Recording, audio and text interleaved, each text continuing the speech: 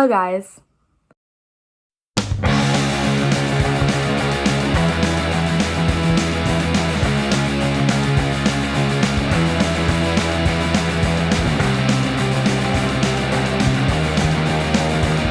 Pretty cool, huh? Alright, so you're probably wondering, why do I have a guitar with me right now? An electric guitar to be exact. But I'm going to tell you why. So today I'm going to be talking to you guys about pop art. And this is the closest thing I could find. So here we are.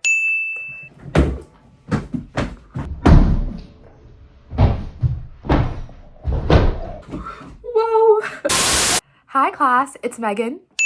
And I'm sorry I can't make class today, but I'm currently getting my wisdom teeth taken out. Aww. So I'll be in pain while you guys are watching this.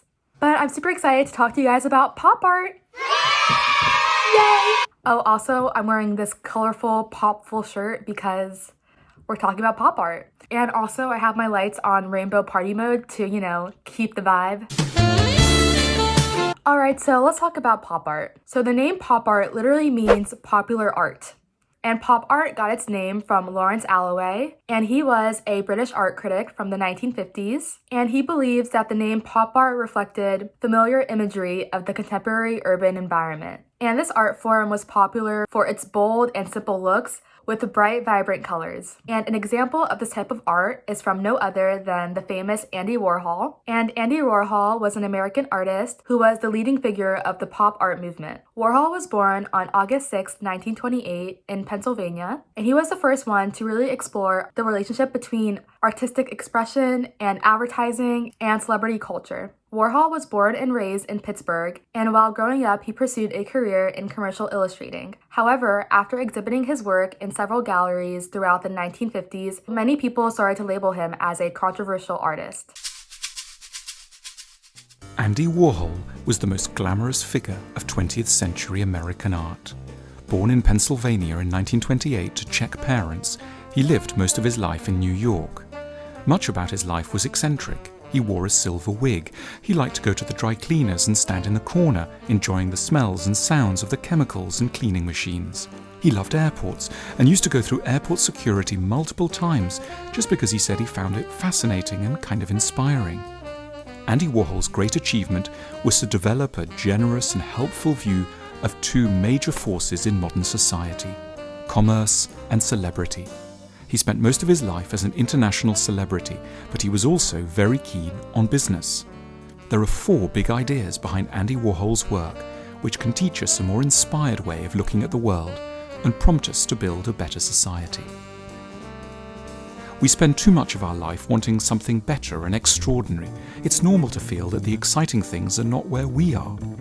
Andy Warhol aims to remedy this by getting us to look again at things in everyday life.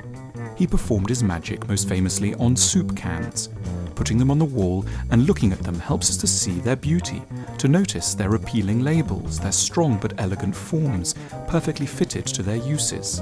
He later opened up his own studio in New York called The Factory, where he welcomed celebrities, intellectuals, drag queens, and bohemian street people. He promoted a group of people called the Warhol Superstars, and those are the people who, with the help of Andy Warhol, had earned 15 minutes of fame.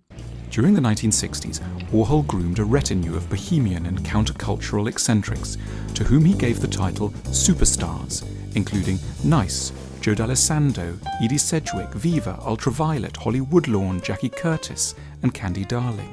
Warhol understood that celebrities have an important power. They can distribute glamour and prestige. He thought that glamour needed to be redistributed in such a way that society could work better. He didn't call his place in New York a studio, the prestigious term used by artists since the Renaissance to describe their place of work. Instead, he called it the factory. We tend to feel that the idea of art and the idea of a factory don't really mix, but Warhol's point was that business and art actually do very much belong together. As he wrote, "Being good in business is the most fascinating kind of art." During the hippie era, people put down the idea of business. They'd say money is bad and working is bad. But making money is art, and working is art, and good business is the best art. Warhol's studio, called The Factory, is on Union Square. We called there, no result. He was at a farewell party for Jane Fonda on the SS France.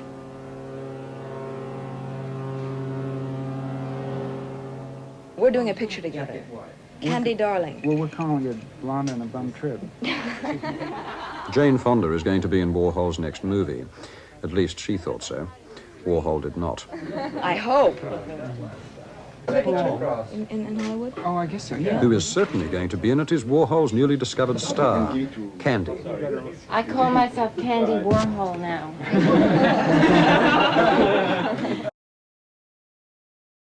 But I didn't meet him until, I guess, the late 60s, early 70s. I can't remember the year.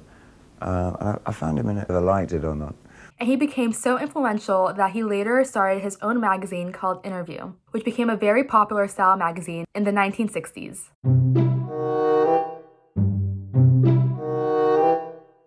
So relating this back to what we've learned in class, one important quote that I would like to highlight is from the So We Performed reading by Leslie Ma.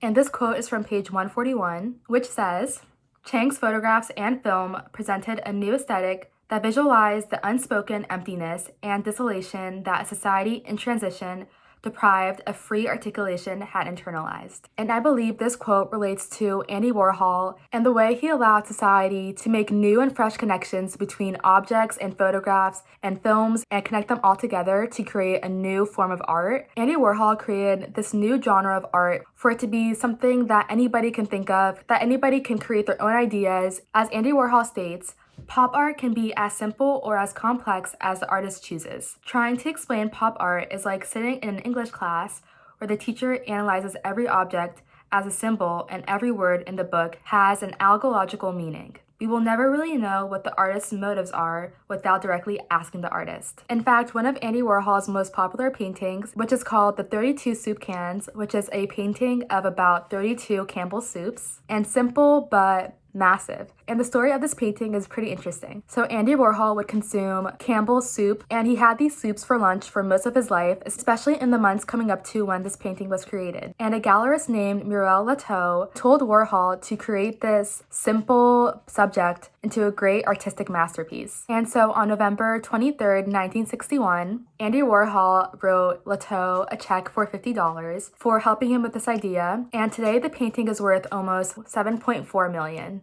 So $50, $7.4 million. Yeah, so by the 1960s, pop art was a movement that many independent artists were adapting. Back in 1962, or 61 or 62, around in then, when you and Rosenquist and Lichtenstein all were working very independently of each other, but evolving a same kind of attitude. Does that seem odd to you, that you all began to look at the world in the same way? I think we just read a lot of comic books. And it just happened to come out then.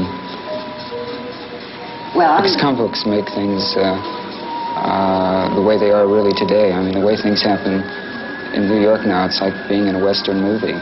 He wanted to translate the things he cared about, like sensitivity, a love of glamour and spectacle and playfulness, into objects and experiences that could touch many, many people. The only pity is that he never quite finished what he did. He could have founded his planned TV chat show, then gone on, in ever broader and broader partnerships, to start a fashion label, design a hotel, maybe a financial advisory service, a supermarket chain, or an airport. This is the task still open to people who are drawn to art, but also want to change the world. Andy Warhol died in 1987 when he was only 58, after complications following routine gallbladder surgery in a New York hospital. He is buried at a small cemetery near where he was born, in Bethel Park, Pennsylvania. His example is still an invitation to us to change the world in a mass, populist way through art. Warhol also earned his name as the Pope of Pop. I hope you guys enjoyed learning about Andy Warhol and the pop art movement. Thank you guys. Have a great Monday and rest of your week.